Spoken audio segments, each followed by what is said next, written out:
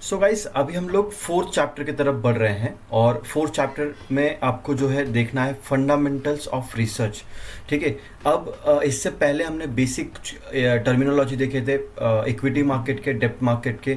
अब हम लोग रिसर्च की तरफ जा रहे हैं। रिसर्च की तरफ जाने से पहले हमें सबसे पहले क्या देखना है कि बेसिक रिसर्च क्या होती है, कैसे की जाती है, क्या क्या चीज़ें देखी जाती हैं। एकदम बेसिक रहेगा इसके अंदर। इन्वेस्टिंग क्या होता है, एकदम बेसिक कंसेप्ट है इसके अंदर जो कि आपको ऑलरेडी पता है, बट स्टिल मुझे कवर अप करना है क्योंकि मेरा ये काम है। जिन लोगों को नहीं पता है वो लोग देखेंगे, जिनको पता होगा वो लोग आगे स्किप करते हैं। एकदम बेसिक पॉइंट्स हैं। अब उससे पहले एक और चीज़ बता दूं कि इसका जो वेटेज है वो बाकी चैप्टर से ज़्यादा है, मतलब जो पहले 3 चैप्टर्स हैं उनसे ज़्यादा है। अगर मैं आपको दिखा दूं इसका वेटेज, जस्ट अ सेकेंड। तो अगर आप देखेंगे तो जो पहला चैप्टर था उसका 3 था, 4 4 एंड अब 5 वेटेज है। मतलब इसमें से 100 में से 5 क्वेश्चंस इसमें से आ सकते हैं। तो कहीं ना कहीं पे आपको एक इस चैप्टर के ऊपर फोकस करना चाहिए। इसके आगे के जो चैप्टर्स है, economic analysis, industry analysis and then company analysis, तो बहुत हाईएस्ट वेटेज है। अगर आप देखेंगे कंपनी एनालिसिस में ही दोनों 7 और 8 चैप्टर्स जो है ये दोनों भी कंपनी एनालिसिस में आते हैं। यहाँ पे 7 और 8 चैप्टर जो है दोनों भी कंपनी एनालिसिस में आते हैं। और कहीं ना कहीं पे आप देखेंगे इसमें 24 का वेटेज है, तो 24 क्वेश्चन तो आपको यहीं से ही आने वाले हैं। ठीक है। तो कहीं ना कहीं पे अभी हम लोग हायर वेटेज चैप्टर्स की तरफ जा रहे हैं जो कि बहुत ज़रूरी है। और आपको बताऊं मैं, सबसे बेस्ट चैप्टर कौन सा है? सबसे बेस्ट चैप्टर है ये वाला वैल्यूएशन प्रिंसिपल। क्यों? क्योंकि ये सबसे छोटा चैप्टर है और सबसे ज़्यादा हाईएस्ट वेटेज है। मतलब इसमें आपको स्टडी कम करना है और बहुत ज़्यादा मार्क्स आपको मिलने वाले हैं। तो ये हम लोग देखेंगे आगे। और भी ये भी देखिए आप, 16 वाला कंपनी एनालिसिस, ये थोड़ा सा बड़ा चैप्टर है। 16 का वेटेज है बट उसमें स्टडी भी आपको बहुत सारा करना है। ठीक है। तो एक बेसिक ओवरव्यू मैंने आपको दे दिया, बट अभी हमें देखना है फंडामेंटल ऑफ रिसर्च एंड फिर हम लोग आगे बढ़ेंगे इकोनॉमिक एनालिसिस, इंडस्ट्री एनालिसिस और कंपनी एनालिसिस की तरफ। ठीक है।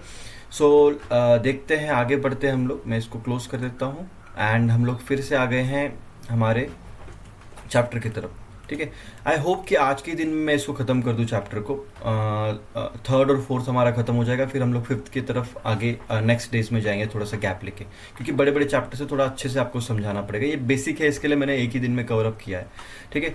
सो लर्निंग ऑब्जेक्टिव्स क्या है आपके इस चैप्टर्स को लेके? ठीक है। अभी पहले एक और बात मैं बता दूं, अगर आपने चैनल को सब्सक्राइब नहीं किया है, लाइक नहीं किया है, कमेंट नहीं किया है वीडियो के नीचे, तो करना है आपको सबसे पहले। तो उससे कहीं ना कहीं पे मुझे मोटिवेशन मिलता है। पिछले चैप्टर में जो असाइनमेंट या जो आपको मैंने एक स्टडी दिया था करने के लिए, वो आपने होप किया होगा, वो भी आप कमेंट में आंसर कर सकते हैं। ठीक है।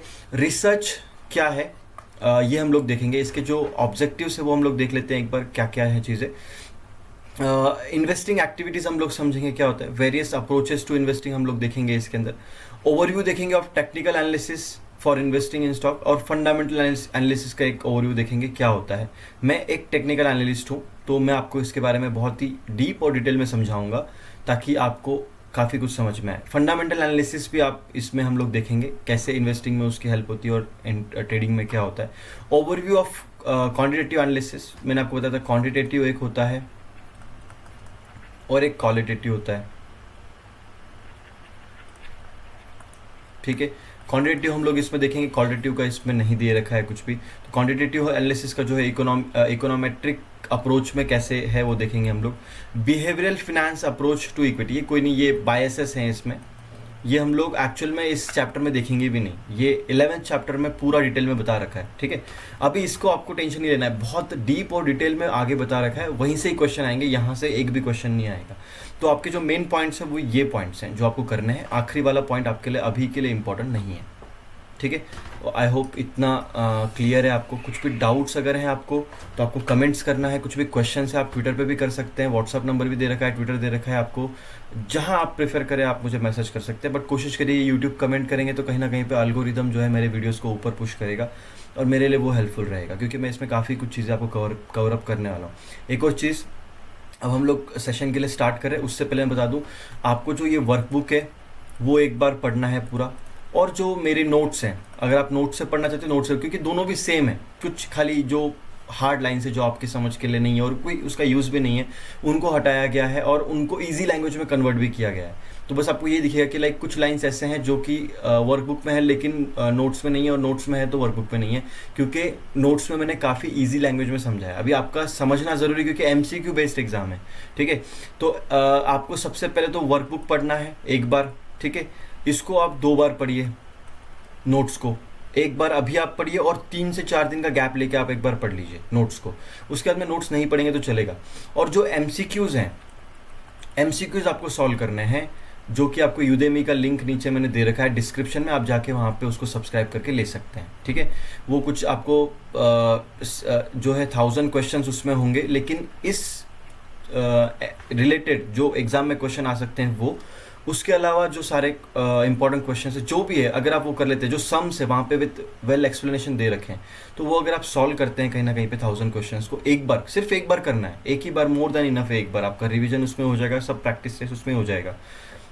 एक बार भी अगर आप सारे क्वेश्चंस को सॉल्व करते हैं, कुछ सेट्स हैं उनको सॉल्व करते हैं, तो आपका एग्जाम पक्का निकलेगा, ये पक्का। अगर आप एग्जाम नहीं दे रहे हैं, जस्ट अ सेकेंड, अगर आप एग्जाम नहीं दे रहे हैं तो आपको इस पार्ट को स्किप करना है, बस आपको ये नोट्स को भी स्किप करना है, आपको बस नॉलेज के लिए इसको देखना है, ठीक है। सो आई होप इतना इनफ है। अभी हम लोग बढ़ते हैं आगे। What is investing. अभी देखो, इन्वेस्टिंग आपको सबको पता होगा, इन्वेस्टिंग और ट्रेडिंग में कुछ फ़र्क होता है। ट्रेडिंग मतलब क्या होता है कि आपको बाय किया आपने सुबह 10 बजे 10 AM आपने बाय किया और सेल कर दिया 1 PM, ठीक है। आपने बाय करना है, सेल करना है, बाय करना है, सेल करना है, और जो बीच का जो स्पेस है, मतलब जो आपने 101 रुपये पे ख़रीदा था, प्राइस बढ़ के चली गई 105 रुपये, तो आपने जो ये बीच का जो डिफरेंस है, जो ये 4 रुपये का डिफरेंस है, ये आपका प्रॉफिट रहेगा। क्लियर है, बहुत ईजी है। तो ये हो गया आपका ट्रेडिंग बोल सकते हैं इसको, या स्पेक्यूलेशन बोल सकते हैं इसको, ठीक है। ट्रेडिंग हम बोलते हैं, स्पेक्यूलेशन फाइनेंस लैंग्वेज में बोला जाता है, क्योंकि बहुत ज़्यादा बाय एंड सेल इसमें किया जाता है, बहुत सारे ऑर्डर्स इसमें जो है कहीं ना कहीं पे किए जाते हैं। चार्ट सही है, कैमरा सही चल रहा है, yes, okay. So okay, yes.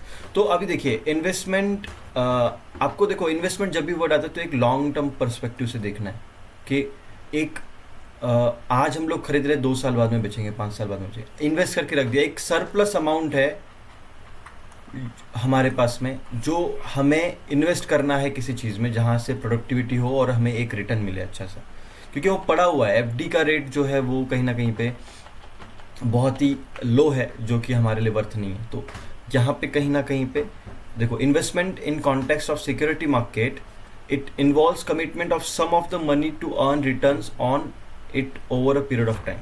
तो एक पीरियड ऑफ टाइम पे जो टोटल जो अर्निंग हमारी हुई है, जैसे कि एक साल में हमने 20% कमाया, दूसरे साल में हमने 16% कमाया, तीसरे साल में हमने 12% ही कमाया क्योंकि मार्केट क्रैश हुआ था। तो इस सब जो तीनों सालों की जो सम है रिटर्न्स के, जो हमने कमाया हमारे इन्वेस्टमेंट के ऊपर, जो हमने डाली थी, जैसे 1 लाख रुपए डाला सपोज, तो जो हमने 1 लाख रुपए की जो इन्वेस्टमेंट डाली थी उसके ऊपर जो हमारा आउटपुट आया यहाँ पे फाइनली, वो हम लोग कहीं ना कहीं पे उसको हम लोग मानेंगे कि इन्वेस्टमेंट के ऊपर हमें रिटर्न मिला है। और वो जो रिटर्न है वो जब हम लोग अर्न करते हैं इन्वेस्टमेंट के ऊपर, तो वो कहीं ना कहीं पे investment in context of security market involves commitment of some of the money to earn returns on it over a period of time. Clear, simple statement है, थोड़ा सा कॉम्प्लिकेट है एक्चुअल में, बट ठीक है, that's totally okay. It involves through analysis of underlying securities in the terms of safety and risk. तो आपको ये भी देखना है कि हमने जहाँ पैसा डाला है वो सेफ है या नहीं, ठीक है, उसका रिस्क कितना है। अगर हम लोग पैसा डालते हैं तो नुकसान होगा, तो कितना नुकसान हो सकता है ये भी आपको देखना है। इनकम कितनी होगी उसके ऊपर, ग्रोथ कितना होगा, ग्रोथ पोटेंशियल क्या है, कितना बढ़ सकता है पैसा, मैक्सिमम कितना जा सकता है। क्रिप्टो में डालेंगे तो आपको डबल भी हो जाएगा पैसा, ठीक है, 200% मिल जाएगा, 300% मिल जाएगा।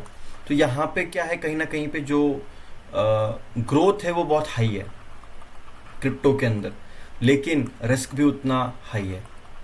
मैंने आपको बताया जब भी रिस्क हाई होगा तब भी ग्रोथ भी हाई होगी और रिस्क भी हाई होगा, राइट। अगर पैसा कहीं ज़्यादा मिलने वाला है, 21 दिन में पैसा डबल, तो वो तो बहुत रिस्की है, राइट, आपने मूवी देखा होगा। वैसे ही जहाँ पे रिस्क है, क्रिप्टो में रिस्क है बहुत, ऑप्शंस में रिस्क है, फ्यूचर्स में रिस्क है, तो वहाँ पे आपका रिटर्न्स भी बहुत ज़्यादा होता है, हाई रिटर्न होता है। बट अगर आप देखेंगे म्यूचुअल फंड में इक्विटी में भी रिस्क है और रिटर्न भी है, हाई है, लेकिन म्यूचुअल फंड में आप देखेंगे रिस्क बहुत कम है और रिटर्न्स भी बहुत कम है, लेकिन म्यूचुअल फंड के जो रिटर्न होते हैं वो एफडी से ज़्यादा होते हैं। सो कहीं ना कहीं पे आपको ये समझ में आ रही होंगी चीज़ें। जस्ट अ सेकेंड, ठीक है। सो तो ये आपको समझ में आ गया, it involves through analysis of underlying security. तो जो सिक्योरिटीज है उसके एनालिसिस हमें करना है कि पर्टिकुलर सिक्योरिटी में कितना सेफ्टी, कितना रिस्क है, इनकम कितना है, ग्रोथ पोटेंशियल क्या है, ये सब चीज़ें हमें देखनी पड़ती हैं, ठीक है। Investing is very distinct from the trading और स्पेक्यूलेटिव एक्टिविटीज़, क्लियर है। तो ट्रेडिंग के और स्पेकुलेटिव एक्टिविटीज से बहुत अलग है। A trader attempts to earn profit by earning spread between, मैंने आपको बताया जो डिफरेंस होता है, जो spread between selling price and the buying price, जो बाइंग प्राइस होती है आपकी और सेलिंग प्राइस होती है, उसके बीच का जो स्प्रेड है वो कमाने की कोशिश करता है trader, without a necessary change in underlying value of the asset. जो एसेट की जो वैल्यू होती है ना, उससे उसको कोई मतलब नहीं है, कितना है क्या है, कुछ मतलब नहीं है। जब आप एक फंडामेंटल एनालिस्ट हो या फिर आप एक रिसर्च एनालिस्ट हो, तो आप कंपनी के जो फंडामेंटल्स देखोगे, आप देखोगे कंपनी के एसेट्स क्या है, कितना है, उससे आपको मतलब होता है कि यार नहीं, कंपनी में बहुत ज़्यादा एसेट्स हैं, कंपनी के जो है कहीं ना कहीं पे बहुत अच्छा प्रॉफिटेबल कंपनी है, बहुत अच्छी ग्रोथ हो रही है कंपनी की, बहुत अच्छा कम डेप्ट है, बहुत कम डेप्ट लेके बैठी है। देन उसके बाद में जो रेशोज़ हैं, पी रेशो मैंने आपको बताया, price to book value ratio मैंने आपको बताया, राइट। तो ईपीएस मैंने आपको बताया, नेट प्रॉफिट्स मैंने आपको बताया, ये जो रेशियोज ये काफ़ी अच्छे हैं, तो आप उस कंपनी को बाय करते हैं। ये आप एज अ फंडामेंटल एनालिस्ट हो। But as a technical analyst या फिर एज अ ट्रेडर आप क्या करते हो, आप सिर्फ मूवमेंट पकड़ते हो छोटी सी, एंड सुबह लेते हो, दिन में बेच देते हो, दिन में लोगे 1 घंटे बेच दो। कुछ तो ऐसे होते हैं 5-5 मिनट में बेच के जाते हैं। निफ्टी जो ऑप्शन ट्रेडर होते हैं तो वो 5-5 मिनट में खरीदते हैं, 5 मिनट में बेचते हैं। एक अपॉर्चुनिटी का वेट करेंगे, सही से बेचेंगे, रिस्क मैनेज करेंगे, टारगेट पे बुक कर देंगे। ये कैसे करना है, ये टेक्निकल एनालिस्ट का पार्ट होता है। अगर आपको ये करना है तो आपको अलग से पूरा कोर्स है मेरा, उसको आप ज्वाइन कर सकते हैं। अगर आपका ये कोर्स हो जाता है, पूरा खत्म हो जाता है, आप सीख लेते हैं, आपको लगता है कि नहीं यार टेक्निकल एनालिसिस भी करना जरूरी है, क्योंकि वहाँ पे थोड़ा सा और क्लियर पिक्चर मिलता है स्टॉक्स के बारे में, तो उस टाइम पे आप मेरा टेक्निकल एनालिसिस का कोर्स कर सकते हैं। उसका भी लिंक मैं आपको डिस्क्रिप्शन में देता हूँ, जब चाहे आप उसको एनरोल कर सकते हैं और उसके जो सपोर्ट है वहाँ से आप ले सकते हैं। बट अभी के लिए जो मेन पॉइंट है वो आते हैं हम लोग फिर से।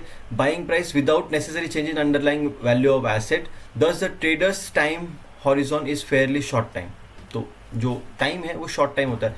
एग्जाम में आपको क्या क्वेश्चन आ सकता है कि dash dash buy and sell securities in short period of time, तो ट्रेडर एंड स्पेकुलेटर ऑप्शन आएगा, दूसरा आएगा इन्वेस्टर, तीसरा आएगा कुछ आर्बिट्रेजर एंड ऑल। ये ऐसे कुछ क्वेश्चन आते हैं इसके ऊपर से, तो आपको उसमें से ट्रेडर और स्पेकुलेशन सिलेक्ट करना है, ठीक है। Then in the context of security market, traders are generally speculators who bet on the short term movement. देखो ये ऐसे आ सकता है कि एक तो यहाँ पे डैश डैश आ जाएगा शॉर्ट टर्म के ऊपर, या फिर ट्रेडर्स और स्पेकुलेटर के ऊपर डैश डैश आ जाएगा, और आपको आएगा कि movement of the asset price, take suitable position to make profit. तो उस टाइम पे आपको सिलेक्ट करना है ट्रेडर्स एंड स्पेकुलेटर ऑप्शन, या फिर शॉर्ट टर्म रहेगा आपको तो ऑप्शन वहाँ से आपको सिलेक्ट करना है। क्लियर है। ये समझ लो ट्रेडर शॉर्ट टर्म के लिए होते हैं, इन्वेस्टर लॉन्ग टर्म के लिए होते हैं। ट्रेडर छोटे छोटे पोजीशन बाय सेल करते हैं, जो इन्वेस्टर्स होते हैं वो बाय करके रख लेते हैं।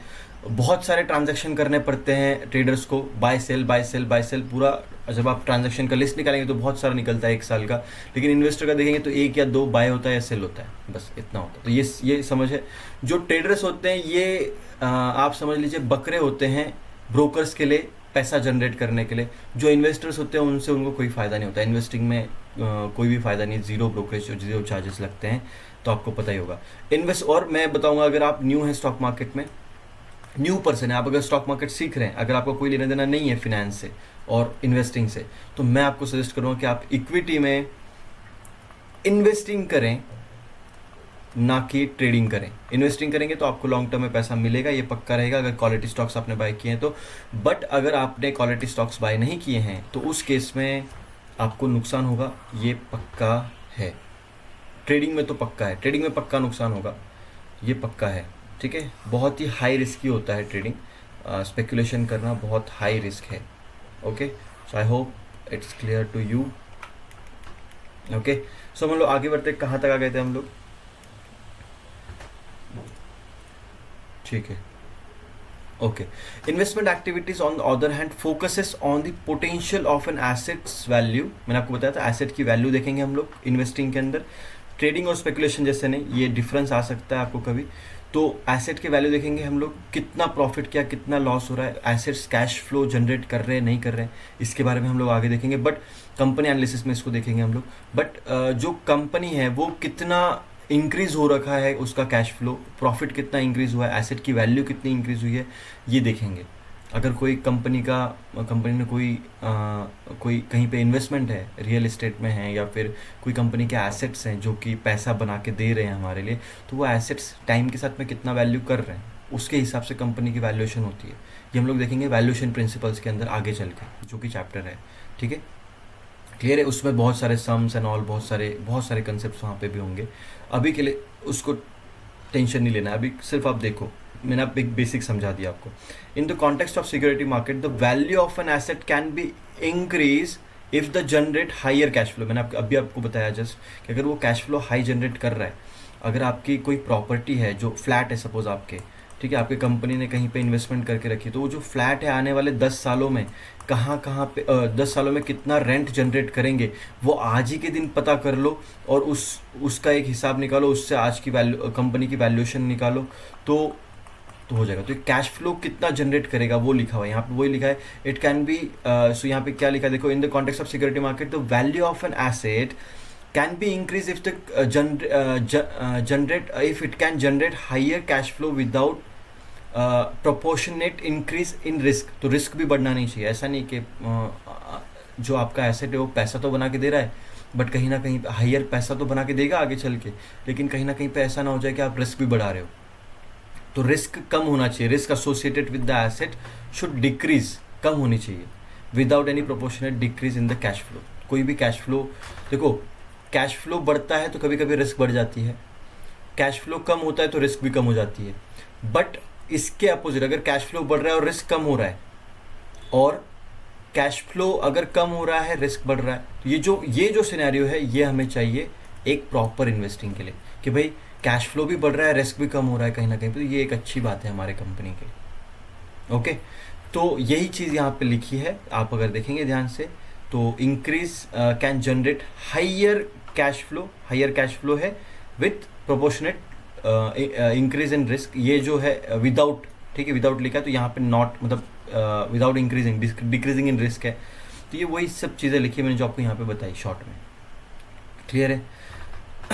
Thus the investing is more complicated task required higher level of Roger in the terms of analysis। तो देखो इन्वेस्टिंग करना है तो ऐसा नहीं है कि देखो 10 साल के लिए पैसा डालना है, ट्रेडिंग करना है तो क्या होगा ट्रेडिंग के अंदर, मैं आपको बताता हूँ कि आपको बाय सेल करना है, आप इसमें एनालिसिस करना है नहीं करना है ज़रूरी नहीं है। न्यूज़ अगर आती है कोई बड़ी तो ज़रूरी नहीं कि आपके, देखो क्या है मैं आपको बताता हूँ, 5000 स्टॉक्स हैं, अगर आप उसमें से 290 स्टॉक्स एफ.एन.ओ में अवेलेबल हैं जिसमें आप ट्रेडिंग कर सकते हो, मार्जिन मिलता है उसमें, मैंने आपको बताया मार्जिन क्या होता है, ठीक है, पैसा मिलना ब्रोकर की तरफ से।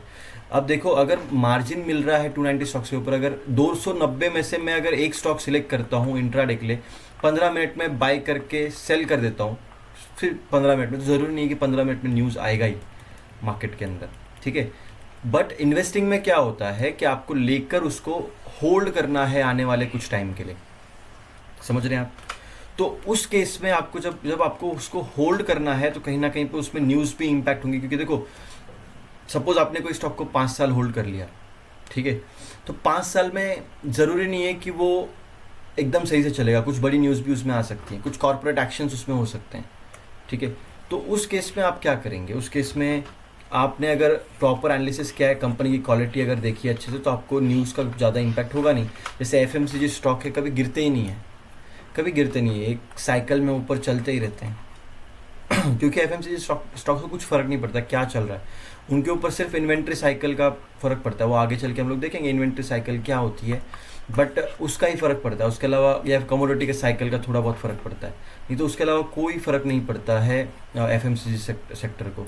तो ये फ़र्क होता है। अगर मैं क्वालिटी स्टॉक देख रहा हूँ, एफएमसीजी में से कोई अच्छा स्टॉक उठा के बाय कर रहा हूँ, तो भले ही मार्केट कितना भी गिर रहा है, कुछ भी कॉर्पोरेट एक्शन आ रही है, उस पर कुछ ज़्यादा फर्क पड़ नहीं रहा है, ठीक है।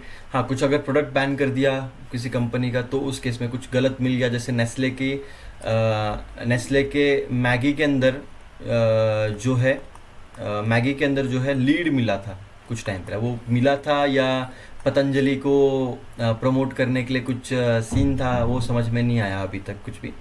बट कहीं ना कहीं पे देखिए, वो तो हमें नहीं पता पॉलिटिक्स में क्या हो सकता है क्या नहीं हो सकता है, बट हमें देखना है कि जो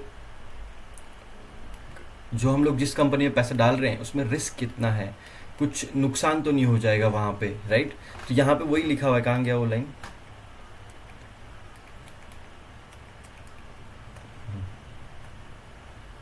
ये। सो investing is more complicated task है, मैंने आपको बताया कॉम्प्लिकेटेड टास्क क्यों है, क्योंकि उसमें बहुत ज़्यादा एनालिसिस करना पड़ता है, ठीक है। तो it can either be broad asset class level और इन्वेस्टर में drill down deeper into the individual stock. तो अभी कोई आप एसेट क्लास ले सकते हो, जैसे कि अगर मैंने आपको बोला कि एफएमसीजी सेक्टर में लूँगा, उसका मैं पूरा एनालिसिस करूँगा, ठीक है। और उसमें से जो सबसे टॉप की जो कंपनी जो सबसे ज़्यादा हाईएस्ट मार्केट कैप रखती है, मार्केट साइज़ है उसका, सबसे ज़्यादा प्रॉफिट है, कम डेप्ट है, पी रेशियो एकदम बेस्ट है, अर्निंग अच्छा हो रहा है, ईपीएस अच्छा है, नेट प्रॉफिट सबसे हाईएस्ट है, मैं उस कंपनी को सीधा अंधाधुंध ले लूँगा, वो है हिंदुस्तान यूनिलीवर। अंधाधुंध ले लूँगा मैं सीधा कंपनी को, क्यों ले लूँगा, क्योंकि मुझे पता है कि कहीं ना कहीं पे एनालिसिस मैंने जो किया है वो एफएमसीजी सेक्टर पे किया है, बट उसका इम्पैक्ट हिंदुस्तान यूनिलीवर पे पड़ेगा, ठीक है। तो यहाँ पे वही लिखा है कि ब्रॉड एसेट क्लास लेवल, या फिर आप सीधा इन्वेस्टर क्या कर सकता है कि एक स्पेसिफिक कंपनी को उठा के हिंदुस्तान यूनिलीवर या आईटीसी ले लेगा और इन कंपनी के ऊपर डीप एनालिसिस करेगा, राइट, एंड उसके ऊपर से फिर इन्वेस्टमेंट डिसीजंस लेगा, ठीक है। तो क्लियर है, ज़्यादा कुछ हार्ड था नहीं। मैं आपको अगर एक बेसिक कुछ यहाँ पे दिखाना चाहूँगा, मैंने आपको हिंदुस्तान यूनिलीवर बोला, राइट। अभी देखो मोस्टली आप में से बहुत सारे लोग ये सब चीज़ें जानते होंगे, बट कहीं ना कहीं पे थोड़ा सा अंडरस्टैंडिंग के लिए मुझे इस दिखाना पड़ता है screener.in। और देखिए यहाँ पे जब हम लोग हिंदुस्तान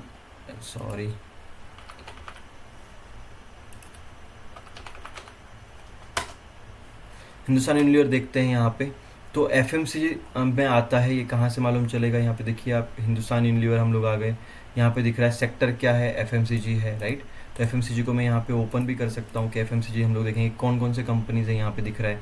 तो एफएमसीजी के अंदर आपको दिख रहा है हिंदुस्तान यूनिलीवर सबसे ज़्यादा हाईएस्ट मार्केट कैप है, इसके लिए वो टॉप पे आ रखा है, राइट। एंड उसके अंदर नेस्ले है, नेस्ले के अंदर वरुण ब्रिवरेजेस है। वरुण ब्रिवरेज आपको पता है क्या है, ये है थम्स अप या कोको कोला की बनाती है, right. I guess Coca Cola का है, मैं एक मिनट देख लेता हूँ, पेप्सी को है, sorry, I am extremely sorry for that. Pepsi जो आती है उसको मतलब बनाने का काम ये करती है, जो सिरप होता है पेप्सी सिरप देती है, और ये उसको बस मतलब बनाते हैं, प्रोडक्शन करते हैं और उसको बॉटल्स में भर के पास करते हैं। तो ये काम है वरुण बेवरेजेस का, ठीक है। तो ये गोदरेज कंज्यूमर, ब्रिटानिया इंडस्ट्री आपको पता है, ब्रिटानिया के बारे में बताने की ज़रूरत नहीं है, डाबर आपको बताने की ज़रूरत नहीं, आपको पता ही होगा, कोलगेट आप सुबह सुबह ब्रश करते हो वो, ठीक है। पीएनजी है, पीएनजी के शैम्पूज़ आपने यूज़ किए होंगे, हत्सून आपने यूज़ किया, इमामी का भी आपने यूज़ किया होगा कहीं ना कहीं पे। तो सारे जो प्रोडक्ट्स हैं, जाइडूस आपने देखा होगा, ठीक है, एलटी फूड्स आपने देखा होगा, ये सारे जो हैं कहीं ना कहीं पे हमारे कंपनीज हैं। और इसमें फिर ये जो कब 16 ये भी नीचे भी बहुत सारे कंपनीज देखिए, Hindustan foods and all, Gopal snacks, आपको पता है गोपाल के ट्रक्स आते हैं जिसमें वो सारा स्नैक्स भर के लेके आते हैं, काफ़ी अच्छे उनके भी प्रोडक्ट्स हैं। तो ये सारे नीचे तक देखिए आप, ये मार्केट कैप है, क्लियर है। सो कहीं ना कहीं पे आपको यहाँ से दिख जाता है कि भाई सबसे हाईएस्ट कंपनी कौन सी, ये। फिर इसका आप देखिए आरओसी क्या है, सबसे हाईएस्ट 27 इसका है, लेकिन नेस्ले का तो 152 है आरओसी। आरओसी क्या होता है, रिटर्न ऑन कैपिटल एम्प्लॉयड, ये क्या होता है ये आगे देखेंगे, अभी टेंशन लेने की ज़रूरत नहीं है, ठीक है। पी रेशो देखिए सबसे हाईएस्ट क्या है कि 1 रुपये के अर्निंग के लिए कितना हम लोग पे कर रहे हैं, मैंने आपको बताया था पिछले सेशन में ये। तो ये हम लोग देखेंगे, राइट, कहीं ना कहीं पे ये सब चीज़ें। आरओई, रिटर्न ऑन इक्विटी क्या है, देखो आप यहाँ पे कहीं देखिए रिटर्न ऑन इक्विटी 122% का नेस्ले का है। तो आप यहाँ पे सामने सामने कंपेयर कर सकते हैं सारे स्टॉक्स को। तो ये ऐसे तो ये जो कंपैरिजन है, अगर आप एफएमसीजी का कंपैरिजन करके डायरेक्टली अंधाधुंध हाईएस्ट मार्केट कैप वाला देख लेते तो आप ये एक कैटेगरी हो गई। सेकंड कैटेगरी हो गई कि आप कोई पर्टिकुलर स्टॉक को ओपन करिए और बस इसी का एनालिसिस सब करिए कि क्या इस कंपनी में प्रॉफिट कितना हो रहा है, कितना ऑपरेटिंग प्रॉफिट कितना है, यहाँ पे नेट प्रॉफिट कितना है, कंपनी को प्रॉफिट हो रहा है, बढ़ रहा है, नुकसान तो नहीं हो रहा है। ये सब चीज़ें, प्रॉफिट एंड लॉस स्टेटमेंट यहाँ पे आपको दिख जाएगा, बैलेंस शीट आपको दिख जाएगी, क्या कंपनी के इक्विटी कैपिटल क्या है, रिजर्व क्या है, बोरिंग्स क्या है, लाइबिलिटीज़ क्या है, सब कुछ चीज़ें यहाँ पे आपको दिख जाएंगी। सो रेशोज़ यहाँ पे दे रखे, देखो डेप्टर डेज, इन्वेंट्री डेज क्या है, कितने दिन इन्वेंट्री चलेगी अगर हम लोग और नया फिलअप ना करें तो, cash conversion, working capital days, ROC, ठीक है। देन उसके बाद में यहाँ पे FIIs, promoters, DIIs, government public के पास में कितना होल्डिंग्स है, कितना होल्ड करके बैठी है, तो ये भी दिख जाता है यहाँ पे। देन आपको रेटिंग्स यहाँ पे मिल जाते हैं, क्रेडिट रेटिंग्स आप देख सकते हैं कि क्रिसिल ने क्या बताया है लास्ट रेटिंग के अंदर कि भाई क्या हो सकता है आने वाले टाइम में, एफएमसीजी में पैसा डालने जैसा है या नहीं, डालें तो कितना डालें, क्या वगैरह, कितना रेटिंग है उसका। रेटिंग देखो यहाँ पे मेंटेन करके रखते हैं, रेटिंग भी दे रखा होगा, देखिए मैं आपको दिखाता हूँ, यहाँ पे ऊपर दे रखा होगा, ठीक है। ए स्टेबल, मतलब कहीं ना कहीं पे AAA का रेटिंग है तो अच्छा रेटिंग है एक, तो ये आपको यहाँ से दिखने को मिलता है। जब भी आप कहीं पैसा डालें तो एक बार क्रिसिल की रेटिंग्स देख लें क्या दे रखी है उन्होंने उसके ऊपर, क्रिसिल या फिर कोई भी रेटिंग्स, यहाँ पे क्रेडिट रेटिंग, रिस्क देख सकते हैं। यहाँ पे देखो क्रिसिल नहीं दे रखा है, यहाँ पे सारे क्रिसिल के रेटिंग्स है। बट अगर आप कोई और स्टॉक खोलते हैं, ओपन करते हैं, तो उस केस में क्या हो जाता है कि देखो जैसे कि मैं आप लोग जिलेट हम लोग ले लेते हैं, तो जिलेट के अंदर भी आपको देखेंगे खाली क्रिसिल नहीं और कोई और भी क्रेडिट रेटिंग आ जाती है, तो यहाँ पे तो दे ही नहीं रखे हैं, ठीक है, कोई प्रॉब्लम नहीं है। देन उसके बाद में एनुअल रिपोर्ट से यहाँ से आप देख सकते हैं, उनके एनुअल रिपोर्ट से आपको स्टडी कर सकते हैं आपके भाई क्या कंपनी ने क्या क्या नई चीज़ें वो लोग कर रहे हैं, क्या नहीं कर रहे हैं, सब चीज़ें यहाँ पे आपको डेटा मिल जाता है। देखिए आप एक एक डेटा पढ़ के कंपनी क्या कर रही है, प्रॉफिट हो रहा है नहीं हो रहा है, कहाँ नए प्रोडक्शन ओपन किए, क्या एक साल में कंपनी ने क्या क्या किया, क्या क्या नहीं किया, वो सब चीज़ें आपको यहाँ पे दिख जाती हैं, ठीक है। So I hope it's more than enough. And अब बढ़ते हैं नीचे, एक्टिव इन्वेस्टिंग क्या है और पैसिव इन्वेस्टिंग क्या है। देखो एक्टिव इन्वेस्टिंग आप समझ लो ट्रेडिंग अगर आप कर रहे हैं या स्पेकुलेशंस आप कर रहे हैं तो ये हो गया एक्टिव इन्वेस्टिंग, ऐसे समझना है, क्योंकि अगर आप इसको पढ़ेंगे ना तो आपको कुछ समझ में नहीं आने वाला है। बट अगर आपको इसको समझना है, कुछ एक अंडरस्टैंडिंग रखनी है माइंड में, तो उस केस में आपको उसको इसी तरह से। और यहाँ पे पैसिव मतलब आप इन्वेस्टिंग कर लो, पैसिव मतलब आज बाय करके रख लिया, सालों तक देखना नहीं, 4-5 साल आपने देखा नहीं कुछ भी, ठीक है, ये हो गया पैसिव इन्वेस्टिंग। एक्टिव इन्वेस्टिंग मतलब क्या हो गया कि कहीं ना कहीं पे आप बाय सेल रोज एनालिसिस कर रहे हैं मार्केट का सही से, और उसको बोलते हैं एक्टिव इन्वेस्टिंग। चलो एक बार इसको पढ़ते हैं ताकि आपको जल्दी से समझ में आए चीज़ें क्या है, एंड फिर देखते हैं। ओके, सो देखें, active investing involves identifying the specific security और set of security that should be purchase और सोल्ड। ओके, मैंने आपको बोला ट्रेडिंग में क्या होता है, तुरंत हम लोग बाय सेल करते हैं, है ना, तो यहाँ पे लिखा हुआ है परचेस एंड सोल्ड के लिए, ऐसे समझना है इसको। It involves constant evolution of every security, हर एक सिक्योरिटी को बार बार देखना पड़ता है ट्रेडिंग के अंदर, in the investing portfolio, so that the investor can sell security that are price about to fair value. क्या होता है कि जब हम लोग फंडामेंटल एनालिसिस करते हैं, ओके, फंडामेंटल एनालिसिस करते हैं या हम लोग क्वांटिटेटिव देखते हैं, वैल्यूएशन देखते हैं, तो हमें एक फेयर वैल्यू पता चलती है। जैसे कि क्या होगा मैं आपको बताता हूँ कि अगर रिलायंस का स्टॉक है, वो अगर 2300 रुपये के ऊपर ट्रेड कर रहा है, बट फेयर वैल्यू मेरे हिसाब से आती है 1900 रुपये की, तो जब स्टॉक गिर के 1900 रुपये पे आएगा तो मैं उसको बाय करूँगा। अगर स्टॉक 1900 रुपये से काफ़ी दूर जा चुका है, 2300 रुपये बहुत हाई हो गया, तो मैं कोशिश करूँगा कि मेरा प्रॉफिट में बुक करने की कोशिश करूँगा। अगर स्टॉक 1900 के नीचे और जाता है और वहाँ से मुझे लगता है कि नहीं यार क्वालिटी तो है स्टॉक की और वैल्यू फेयर वैल्यूएशन के भी नीचे चले गए, तो मैं बाय करूँगा। तो ये समझना ज़रूरी है आपको, ठीक है, क्योंकि क्या होगा आपको बताऊँ मैं, एग्ज़ाम में आपको क्वेश्चन कैसा आएगा मैं बताता हूँ आपको, एक सेकेंड, ठीक है। एग्ज़ाम में आपको क्वेश्चन पता है क्या आता है, एग्ज़ाम में क्वेश्चन आता है कि if stock if the XYZ stock is 200 rupees and the fair value of the stock is 150 rupees, so in that case आप क्या करेंगे, बाय करेंगे, होल्ड करेंगे या सेल करेंगे। तो आपको सिलेक्ट करना होता है सेल। क्यों होता है ऐसा करना, क्यों होता है, क्योंकि फेयर वैल्यू से काफ़ी डिफरेंस है, आपको देखना है डिफरेंस क्या है दोनों के, फेयर वैल्यू और नॉर्मल वैल्यू के बीच में। ओके, सो आप देखिए यहाँ पे क्या लिखा हुआ है कि अगर sell security that are price above the fair value, अगर फेयर वैल्यू है एक ऐसी वैल्यू जो कि मुझे लगता है कि यार, और ये फेयर वैल्यू सबके हिसाब से अलग हो सकती है, मेरे हिसाब से अलग हो सकती है, आपके हिसाब से अलग हो सकती है। 100 रुपये की फेयर वैल्यू है, बट करंटली जो स्टॉक की प्राइस चल रही है वो 150 रुपये चल रही है। तो मैं आपको बोलूँगा कि भाई देखो, 50 रुपये का प्रॉफिट है, ऑलमोस्ट 50% रिटर्न है। आप यहाँ पे बुक कर देंगे तो बहुत बेटर रहेगा, मतलब 50% स्टॉक ऊपर है तो बुक करेंगे। जब ये नीचे आएगा वापस से 110 के आसपास, 105 के आसपास, तो मैं वापस से इसको बाय करके फिर से लेके जाऊंगा ऊपर। जब फेयर वैल्यू से दूर जाता है स्टॉक तो हम लोग उसको सेल करते हैं, फेयर वैल्यू के पास है तो हम लोग बाय करते हैं। समझ में आ रही चीज़? तो वही बात है यहाँ पे। देखिए अब देखिए, मैं फिर से एक बार पढ़ लेता हूँ इसको। तो constant evaluation of every security, देखो कांस्टेंट मतलब हमेशा आपको उसको एनालिसिस करते रहना पड़ता है। Investment portfolio so that the investor can sell securities that are price above the fair value. तो जो फेयर वैल्यू के अबव प्राइस है इसको सेल कर सके, मैंने आपको बताया, right. And similarly while buying the securities investor look identify that price below their fair value. तो जो फेयर वैल्यू के बिलो जाएगी प्राइस अगर, तो हम लोग उसको क्या करेंगे, बाय करेंगे। तो वहाँ वो भी, यहीं पर भी वही लिखा हुआ है, देखिए, buying securities that are below the fair values. I hope that it's clear, मैंने आपको समझाया है अच्छे से, and it's clear to you, है ना। 10 active investing strategies required more efforts. तो जब एक्टिव इन्वेस्टिंग होगा तो आपको वहाँ पे बहुत ज़्यादा एफर्ट्स लेना पड़ेगा, इन्वॉल्व होना पड़ेगा बहुत ज़्यादा, और ग्रेटर नंबर ऑफ ट्रांजेक्शन्स यहाँ पे रहेंगे। मैंने आपको बताया बहुत सारे ट्रांजेक्शन रहेंगे, buy sell buy sell buy sell. And the objective of an active investor is to earn rate of return that is above the return generated by the broader asset class. जो broader asset class है उससे ज़्यादा return कमाना होता है। But passive investing में क्या होता है, पैसिव इन्वेस्टिंग में इसका उल्टा होता है, सब कुछ उल्टा होगा। देखिए क्या होता है, पैसिव इन्वेस्टिंग मतलब long term investing. Passive investing ऐसे समझो कि लॉन्ग टर्म इन्वेस्टिंग कर रहे हैं, उस हिसाब से आप इसको देखो। Passive investing involves investing in a broad set of security that fairly represented the asset class the investor need to invest।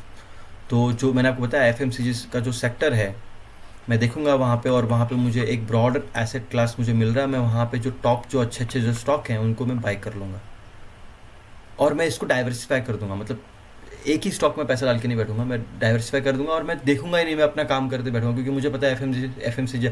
अब अगर मैं बोलूँ कि आज के दिन मुझे नए स्टॉक सिलेक्ट करने हैं पैसिव इन्वेस्टिंग के लिए, लॉन्ग टर्म के लिए, तो मैं कहीं ना कहीं पे क्या करूँगा आपको पता है, मैं सोलर या जो रिन्यूएबल एनर्जी से उसमें पैसा डालूंगा, या AI में टेक्नोलॉजीज में पैसा डालूंगा, क्योंकि मुझे पता है आगे चल के उसकी ग्रोथ है, राइट।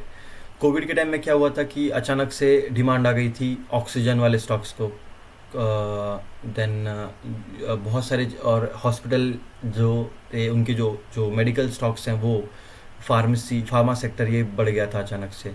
देन होटल्स में कुछ टाइम के लिए बूम आया था, क्योंकि कुछ लोग अटक गए थे, बट उसके बाद में बहुत एक डाउन आया। देन PVR जो सिनेमाज मूवीज़ एंड ऑल ये हैं, जिसमें तो बहुत फॉल आ गए।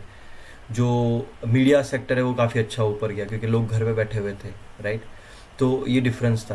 तो वो एनालिसिस हम लोग करके, जैसे मैंने FMCG में देखा और वहाँ पे पैसा डाल दिया, तो लॉन्ग टर्म के लिए वो डाला है। तो अब देखिए यहाँ पे typically the passive investing strategy follows indexing strategy. मैंने आपको बोला इंडेक्स है, FMCG इंडेक्स है एक। तो indexing strategy where an investor buys all the securities that are part of the index. तो जो उस इंडेक्स के, FMCG एक इंडेक्स है, तो इस इंडेक्स में जो भी स्टॉक्स है सारे बाय कर लेंगे थोड़े थोड़े। अगर 1 लाख रुपए हमारे पास में इन्वेस्ट करने के लिए, तो अगर वहाँ पे टोटल 5 स्टॉक है, तो मैं 20,000 करके 5 स्टॉक्स में डाल दूंगा, टोटल 1 लाख रुपए मेरे इन्वेस्ट हो जाएंगे, और डर भी नहीं रहेगा, डाइवर्सिफाई भी हो जाएगा, और कहीं ना कहीं पे अच्छा आपको स्क्रीन की वजह से दिख नहीं रहा होगा, राइट। तो पैसा भी देखिए यहाँ पे इन्वेस्ट भी हो जाएगा 20,000 यहाँ पे 5 हिस्सों में, डाइवर्सिफाई भी हो जाएगा, और एक FMCG के ऊपर तो मुझे भरोसा है ही है। तो इस तरीके से वो पैसा मेरा ग्रो होगा।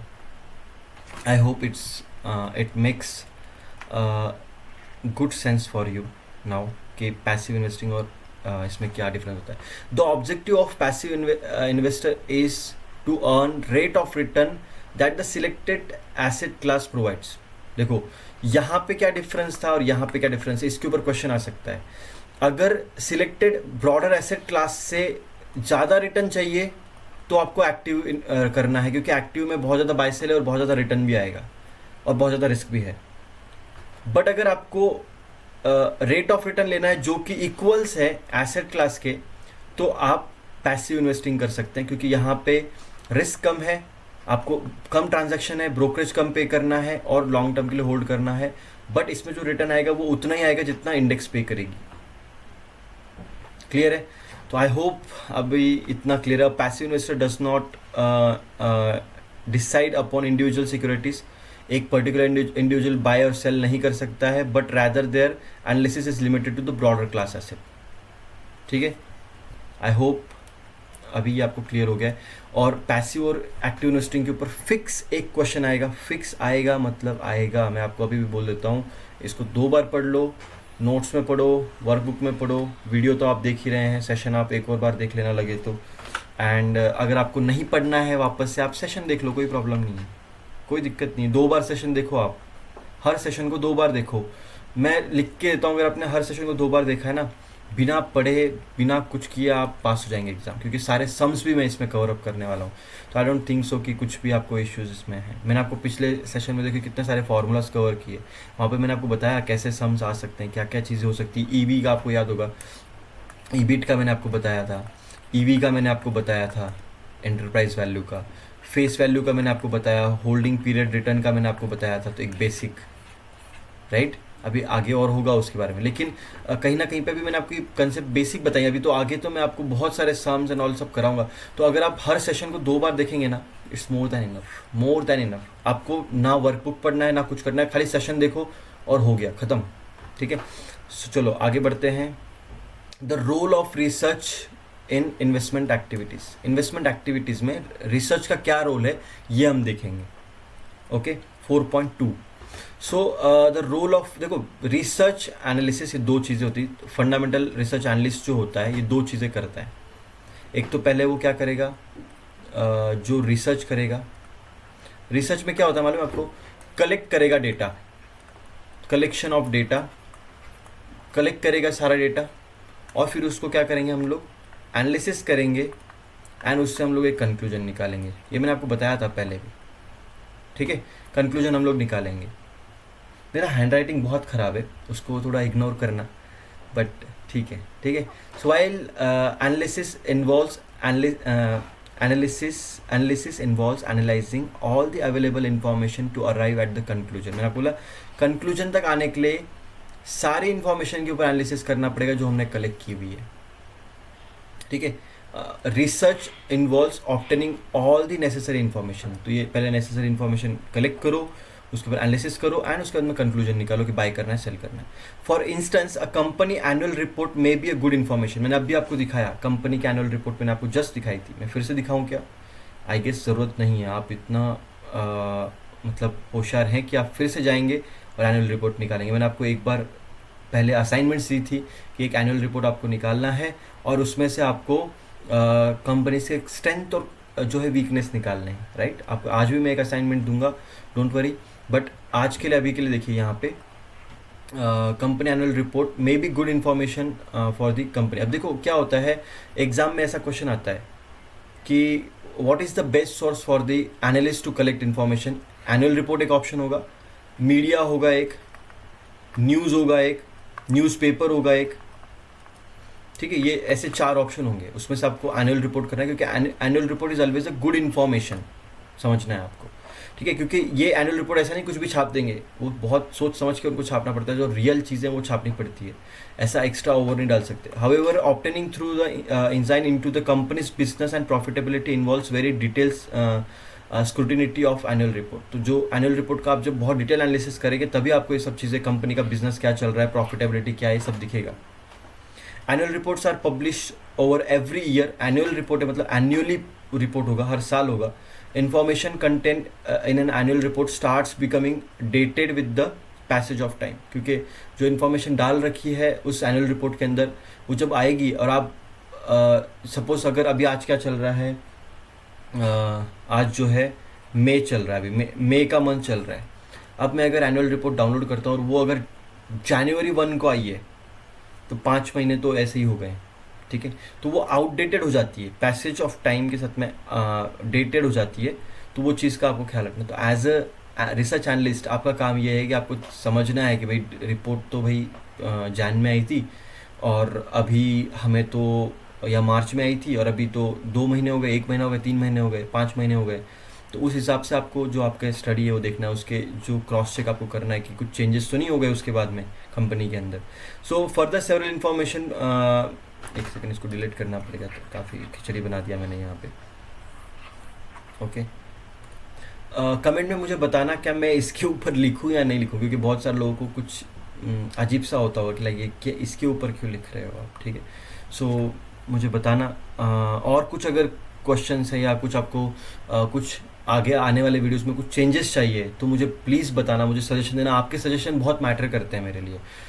वीडियो की ऑडियो क्वालिटी सही है, वीडियो क्वालिटी सही है, वेब कैम सही है, बाकी सब चीज़ें तो सही हैं। अगर आप मुझे बताएंगे तो कहीं ना कहीं भी मेरे लिए भी हेल्पफुल होगा, मैं भी काफ़ी चीज़ों को ग्रो करूँगा, क्योंकि मेरा भी चैनल अब देखिए आप न्यू है, अभी ज़्यादा कुछ इस पर अपलोडेड नहीं है।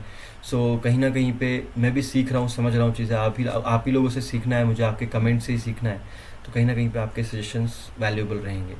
सो further several information pertaining to industry conditions or broader economy may not be covered in depth in the company's own filings। तो जो कंपनी के कुछ प्रॉब्लम्स चल रहे हैं, कुछ प्रॉब्लम्स हैं, कुछ कंडीशंस हैं, जो देखो कंपनी खुद का रोना क्यों रोएगी वहाँ पे, वो हमेशा आपको अच्छा ही बताएगी एनुअल रिपोर्ट के अंदर कि भाई हम लोग ये कर रहे हैं, वो कर रहे हैं, ये है, थोड़ा सा थ्रेट है हमको, लेकिन हम लोग ओवरकम कर लेंगे। तो ये सब चीज़ें आपको उसी तरीके से वो बताएगी। तो आपको कहीं ना कहीं पे खुद से एनालिसिस करना होता है इस सब चीज़ों का। Thus, the fundamental research analyst will have to spend significant amount of time researching on the economy, industry and the company as well।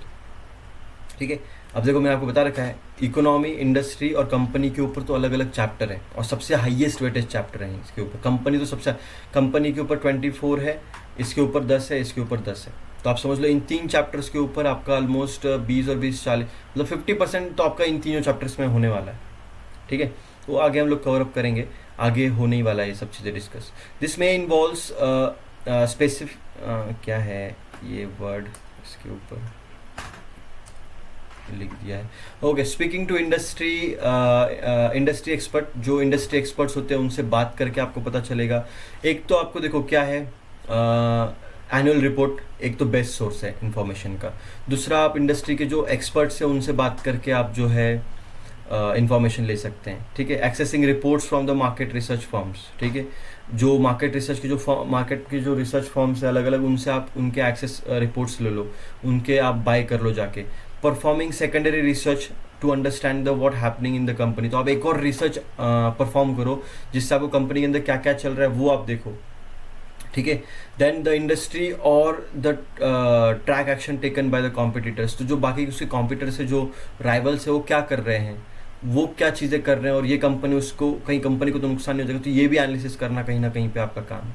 Often the research analyst may also have to conduct the primary research that may involve visiting the company facilities, speaking. देखो secondary मतलब क्या है कि आपको घर पे बैठे बैठे डेटा मिल रहा है, कलेक्ट करो, एनुअल रिपोर्ट से कलेक्ट करो, फर्म का जो रिपोर्ट्स है उनसे कलेक्ट करो, या वेबसाइट से अलग अलग वहाँ से डेटा कलेक्ट करो, उस पर रिसर्च करो। ये आपका हो गया सेकेंडरी रिसर्च। ये क्वेश्चन आ सकता है सेकेंडरी में क्या क्या आएगा, प्राइमरी में क्या। प्राइमरी में क्या आएगा कि देखो कंपनीज के फैसिलिटीज़ में जाओ, आप कंपनीज में जाओ, विजिट करो, वहाँ पे फैसिलिटीज़ में बात करो। स्पीकिंग टू कस्टमर, जो कस्टमर्स हैं उनसे बात करके पता करो कि क्या कंपनी अच्छे हैं, प्रोडक्ट्स नहीं हैं क्या। सप्लायर्स जो हैं, जो सप्लाई का काम करते हैं बीच में, उनसे बात करके देखो क्या चल रहा है, कितना प्रॉफिट जनरेट हो रहा है। एम्प्लॉयज़ जो हैं, वो एम्प्लॉयज़ और सप्लायर्स जो हैं वो सेटिस्फाइड है या नहीं, कस्टमर सेटिस्फाइड है या नहीं, ये पता करो।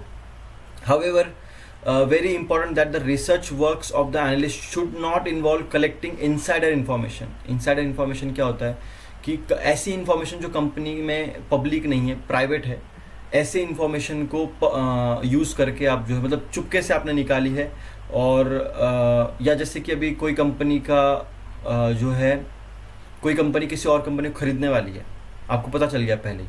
जैसे अडानी ने एनडीटीवी खरीद लिया जाके, या अंबुजा सीमेंट खरीद लिया, तो आप जाके पहले एनडीटीवी और अंबुजा सीमेंट बाय कर लो।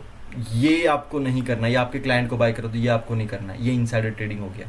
आपको पहले से मालूम चल गया था कि भाई ये जाके एक्वाइजेशन करने वाले एनडीटीवी और इसके ऊपर, तो आप पहले ही जाके बाय कर लिया, उनको नहीं करना है ऐसा कभी भी। ठीक है, तो ये होना नहीं चाहिए, ये हमेशा इनसाइडर इन्फॉर्मेशन है, इसको प्राइवेट ही रखना होता है जब तक वो पब्लिक डोमेन पर कंपनी खुद से रिलीज़ नहीं करती है रेगुलेशंस के हिसाब से, ठीक है। वरना अगर आप ऐसा कुछ काम करेंगे तो फंस जाएंगे। तो as a research analyst you must know कि आपको ऐसा कोई काम नहीं करना है जो कि इनसाइडर इन्फॉर्मेशन से हो। हालांकि आप मोज़ैक एनालिसिस आप कर सकते हैं, वो क्या होता है मैं आपको बताता हूँ। अब देखो इनसाइडर ट्रेडिंग और मोज़ैक एनालिसिस। अब यहाँ पे देखो insider information in the context refers to the price sensitive information जो कि प्राइस को ऊपर नीचे कर सकती है that about the company is not available in public stage, ठीक है, खत्म हो गया यहाँ पे insider information and mosaic analysis. हालांकि मोज़ैक पे तो कोई क्वेश्चन नहीं आ सकता, इनसाइडर पे आ सकता है। In the process of research an analyst may come across some information that are not known to the public general, it is not necessary that all such information would fall under the insider. बहुत सारी information ऐसी होगी जो public पे available नहीं है, but ऐसा नहीं है कि जो पब्लिक में नहीं है वो फिर इनसाइडर ही मानी जाए, ऐसा नहीं है। कुछ कुछ चीज़ें होती हैं इनसाइडर मानी जाती हैं, कुछ कुछ अगर आप देखेंगे, अगर आप थोड़ा सा इनसाइडर ट्रेडिंग सर्च करके अगर न्यूज़ में जाएंगे तो आपको देखिएगा सेबी ने कितने सारे इनसाइडर ट्रेडिंग के ऊपर एक महीने में आपको 3-4 न्यूज़ दिख जाएंगी जो फाइंड होके हुए बड़े बड़े उनके ऊपर कि आपने इनसाइडर ट्रेडिंग किया है, ख़त्म। जी बिज़नेस चैनल पता है ना, उसके ऊपर कुछ एनालिस्ट आते थे, सेबी आ रहे थे, वो सेबी आ रहे थे, उन्होंने क्या करा स्टॉक को वो मतलब बाय करते थे और खुद बाय करते थे, अपने क्लाइंट को बाय कराते थे और न्यूज़ चैनल के ऊपर आके बाय बाय बोलते थे। तो वो हो गया एक्चुअल में कहीं ना कहीं पे उसको इनसाइडर नहीं बोल सकते उसको, ना मोज़ैक बोल सकते हैं उसको, बोल सकते हैं ठीक है, वो मैनिपुलेशन में आ सकता है, मैनिपुलेट करना स्टॉक के प्राइस को, वो गलत है, वैसा नहीं करना है, ठीक है। सो आगे हम लोग देखेंगे रेगुलेशंस में हम लोग सब चीज़ें सीखेंगे, अभी के लिए उसको टेंशन मतलब अभी आप समझो चीज़ों को क्या है। इनसाइडर इन्फॉर्मेशन में public insider information is a material non public information that when published would immediately affect an investor's decision to buy and sell securities, ठीक है। जो बाय और सेल जो सिक्योरिटी वो बाय और सेल करेगा वो न्यूज़ को देख के, और वो न्यूज़ की वजह से अचानक से बहुत प्राइस गिर जाएगा, बहुत ऊपर जाएगा, मैनिपुलेट हो जाएगा, वो नहीं होना चाहिए, ठीक है। Example, while CEO talking about an unpublish acquisition proposal would consist N insider information. तो जब आप किसी कंपनी के ऊपर बाय करना चाहते हैं या सेल करना चाहते हैं किसी कंपनी को, या फिर कुछ बड़ी चीज़ करने वाले हो आप कंपनी में, तो एज अ CEO आपका काम है उसको किसी के सामने बोलने से पहले आपको उसको पब्लिश करना पड़ेगा पब्लिक डोमेन के ऊपर सबके लिए, या आप ऐसे गली गली में जाके अपने दोस्तों भाइयों बहनों को नहीं बोल सकते कि आप बाय कर लो सेल कर लो, ठीक है।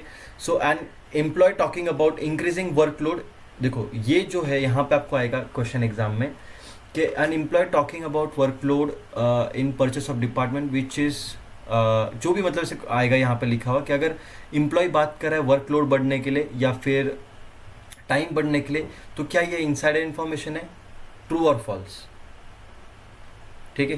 तो आपको लिखना है नो इट्स फॉल्स, बिकॉज जो एम्प्लॉय अगर वर्कलोड के बारे में बात करेगा तो वो मैटर नहीं करता, लेकिन अगर CEO बात करता है अनपब्लिश एक्वाइजेशन के बारे में तो वो पक्का एक कहीं ना कहीं पे जो है इनसाइडर ट्रेडिंग में आता है, okay. So often analyst collect information from different sources which individually may not be significant, but when put together other public or non-public information may provide critical insight to the information. This is called the mosaic analysis. अब यहाँ पे insider तो हम देखिए insider allowed नहीं है insider trading allowed नहीं है, याद रखना है। लेकिन मोज़ैक एनालिसिस में क्या होता है कि एज अ रिसर्च एनालिस्ट, मेरा गला थोड़ा सा बैठ गया, एज अ रिसर्च एनालिस्ट आप पब्लिक डोमेन से कुछ इन्फॉर्मेशन लेके आओ, कुछ जो पब्लिक में नहीं है वहाँ से कुछ इन्फॉर्मेशन लेके आओ, और इन सारी इन्फॉर्मेशन को कलेक्ट करने के बाद में अगर मैं इसको देखूंगा तो कुछ समझ नहीं आ रहा है, इसको देखूंगा तो कुछ समझ नहीं आ रहा है, बट दोनों को अगर मैं मिक्सअप करता हूँ, यहाँ पे सारी इन्फॉर्मेशन कलेक्ट करके लाता हूँ, तो मैं एक बड़ा डिसीजन, बिग डिसीजन इससे ले सकता हूँ या एक कंक्लूजन निकाल सकता हूँ मेरे क्लाइंट के लिए। इसको बोलते हैं मोज़ैक एनालिसिस। यहाँ पे वही लिखा हुआ है in the information from different sources which individually may not significant, but अगर इंडिविजुअली देखी जाए यहाँ पे तो सिग्निफिकेंट नहीं है, but if they put together with public and non public, public and non public जो वहाँ से अगर पुट की जाए, एक जगह पे लेके आई जाए, लेके कलेक्ट की जाए, देन उससे एक क्रिटिकल इंजाइम या फिर एक इंफॉर्मेशन मिलती है, उसको बोला जाता है मोज़ेक एनालिसिस। आई होप आपको समझ में आ गया मोज़ेक और इनसाइडर क्या है। इनसाइडर मतलब ये कि कोई पब्लिक इन्फॉर्मेशन अवेलेबल नहीं है तो भी आप पब्लिक में उसको रिवेल कर देते हो, जिससे प्राइस गिर जाती है स्टॉक की या बढ़ जाती है अचानक से, जिससे इन्वेस्टर का नुकसान या आपका प्रॉफिट हो रहा है। ऐसी इन्फॉर्मेशन को इनसाइडर इन्फॉर्मेशन बोलेंगे, और कहीं ना कहीं पे ऐसी इन्फॉर्मेशन लेना गलत है एज अ रिसर्च एनालिस्ट आपके लिए। लेकिन मोज़ेक एनालिसिस में आप पब्लिक और अनपब्लिक जो प्राइवेट जो इन्फॉर्मेशन है वो सारी कलेक्ट करके लेके आएंगे, एक जगह पे इकट्ठी करेंगे और उससे एक कंक्लूजन निकालेंगे, तो ये आपके लिए अलाउड है। Such a mosaic analysis acceptable. Okay, analysts need to be careful whether the certain enzyme drawn came from the Mosaic analysis or by being privy of the specific non-public price sensitive information. ठीक है, तो I hope इतना अभी आपको clear है, and इसमें कुछ आपके डाउट्स इसमें अब नहीं रहे हैं। बहुत ही ईजी, बहुत ही कंसेप्ट थे। मैं आपको भी बताता हूँ, मोज़ेक के ऊपर आपको कोई भी क्वेश्चन नहीं आने वाला है मोज़ेक, लेकिन आप समझ लो, बट इनसाइडर के ऊपर आपको क्वेश्चन आ सकता है। अब हम लोग बढ़ते हैं टेक्निकल एनालिसिस की तरफ। उससे पहले मुझे थोड़ा सा ब्रेक लेना पड़ेगा, पानी पीना पड़ेगा, क्योंकि मेरा गला थोड़ा सा ख़राब हो रहा है। एंड हम लोग आगे के देखो, technical analysis, fundamental analysis and quantitative and the behavioural approach, तो नीचे वाला देखना भी नहीं है हमें पॉइंट, तो 3 पॉइंट्स हमें देखने हैं एंड इसको ख़त्म करना है।